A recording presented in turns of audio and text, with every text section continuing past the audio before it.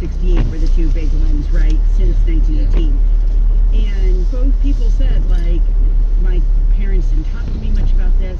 And as I got thinking about it, I realized my grandfather was a very young child during the 1918 pandemic. And I asked my mother about it.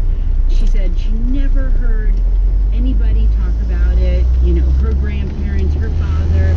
It's just such an interesting thing that I know people who lived through that, and not once in the decades I knew them did they ever talk about it, and I don't know why that was. Because it just happened. I mean, here in the UK, and we're the worst hit part of Europe, about 1 in 3,000 people died and affected by this. Now, most people will not know somebody. So all the news is from the news. It's not from personal experience. And even with something like the 1918 pandemic, which was 10 to 100 times worse, most people with personal experience, they were lucky. Somebody very close to them didn't die, did become ill but didn't die. But also, deaths were much more common then. Again, just a few years before 1918, and again, sorry for quoting British statistics, but they're the ones I learn.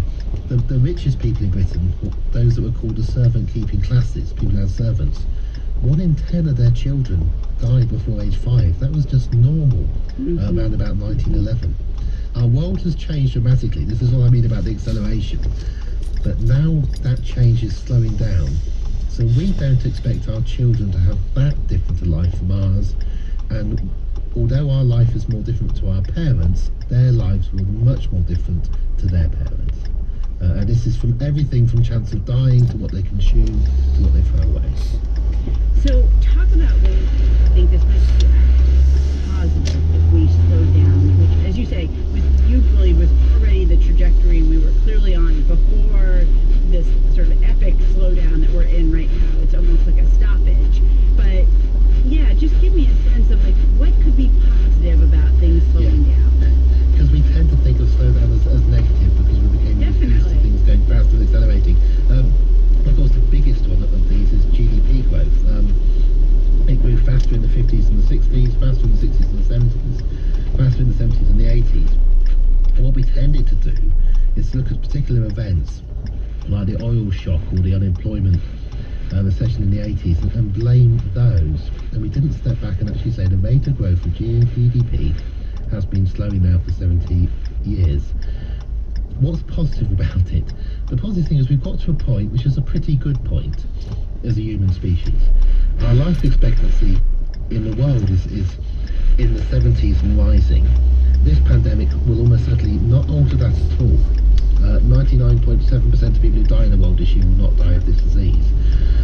So we are healthier than we've ever been. We have some of the lowest infant mortality rates that the world has ever seen, and that almost aren't possible. Finland is a country with the best, but Japan does pretty well. We've reached a point where we need to share things out a bit better. You know, there are lots of problems, and there are still countries which are far too poor, and they're getting richer.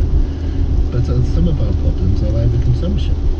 Eating too food, buying too much, having too many cars, not sitting back and relaxing. So given that slowdown is happening now, if we look at what we've got, it certainly is enough to be happy with. But also we can't afford not to slow down because of that pollution, because of the linear relationship between carbon and temperature. We really do not need the planet to warm. Even small increases, another half a degree in temperature, have effects that we can predict which are very hard to deal with, which require large numbers of people moving from one place to another where there is enough water and so on. And it is just stupid to pollute the world in which you live. I can go on about why I think slowdown is good, but I quite like the idea of my children living a life which is not dramatically different to mine, where they won't go around the world many more times. And, you know, because I don't think that some of the ways in which we've accelerated our lives have necessarily actually improved our lives. We've just done it because we can. It's not until you live in a house that's too big for you to live in that you know you live in a house that's too big for you to live in. And many people listening may well say, I want more. But you have to look at how much you've got and compare it to the past. Last example I'll give you, when I was growing up, We had a tin metal bin outside the house, where every week we put all our rubbish in and it was collected by what we call dustbin men. I now live in a family about the same size as the one I was growing up. We have 3 plastic bins that are twice as big in volume. We throw away 6 times as much as my family did when I was a child. And we are normal. This is the average consumption of things. And it just has to stop and, at least stay the same, if not actually reduce in form.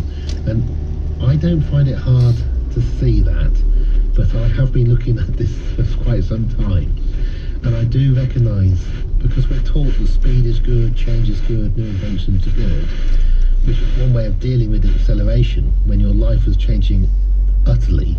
If you imagine that you were born in 1910 and you get married in the 1940s and you're old age in the 80s and 90s, you'll be so confused about what has happened.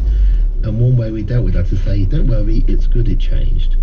But I'm not necessarily sure that change for change's sake is actually that good. Danny Dorling is a professor of geography at Oxford University. He's the author of Slow Down, The End of the Great Acceleration and Why It's Good for the Planet, the Economy, and Our Lives. Danny, thank you so much for joining me.